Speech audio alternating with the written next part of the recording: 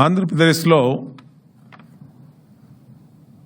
YCP అధికార పార్టీకి కొంతమంది ఐపీఎస్లే వాలంటీర్లాగా పనిచేస్తూ ఉన్నారు.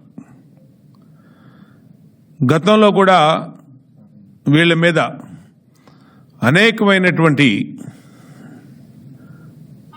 ఇష్యూస్లో పక్కాగా దొరికిపోయినా వీళ్ళకి తాడేపల్లి ఆశీస్సులు ఉండటం వల్ల, తాడేపల్లికి సొంత మనుషులు అవటం వల్ల ఎక్కడా కూడా ఎటువంటి చర్యలు తీసుకోలే.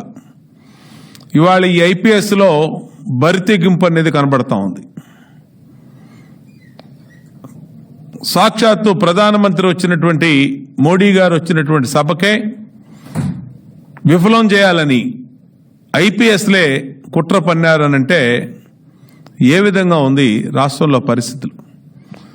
ఇవాళ ఎలక్షన్ కమిషన్ ఆఫ్ ఇండియా ఫిర్యాదు చేశాం. స్పందించాల్సిన అవసరం ఉంది. ఎలక్షన్ కమిషన్ ఆఫ్ ఇండియా పూర్తి ఎంక్వైరీ చేయాల్సిన అవసరం ఉంది. ఒక ప్రధానమంత్రి సభలో లా అండ్ ఆర్డర్ని కంట్రోల్ చేయడానికి ప్రోటోకాల్ బ్రేక్ చేసి నరేంద్ర మోడీ గారు మైక్ ముందుకు వచ్చి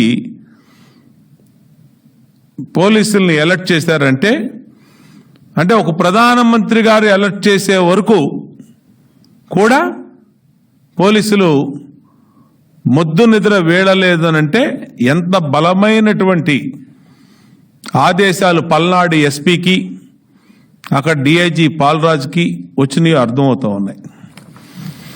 ఇవాళ ఎన్నికలు సమీపిస్తున్నటువంటి తరుణంలో ఇంకొక షెడ్యూల్ వచ్చేసింది ఎలక్షన్కి. రేపు ఏప్రిల్ నెలలో నామినేషన్స్, మే 13వ తారీఖు పోలింగు, అన్నీ వేగవంతంగా జరిగిపోతున్న తరుణంలో ఏ రాజకీయ పార్టీ అయినా తమ కార్యక్రమాలకి ఆ రాజకీయ పార్టీ నాయకులను వాడుకుంటారు. కానీ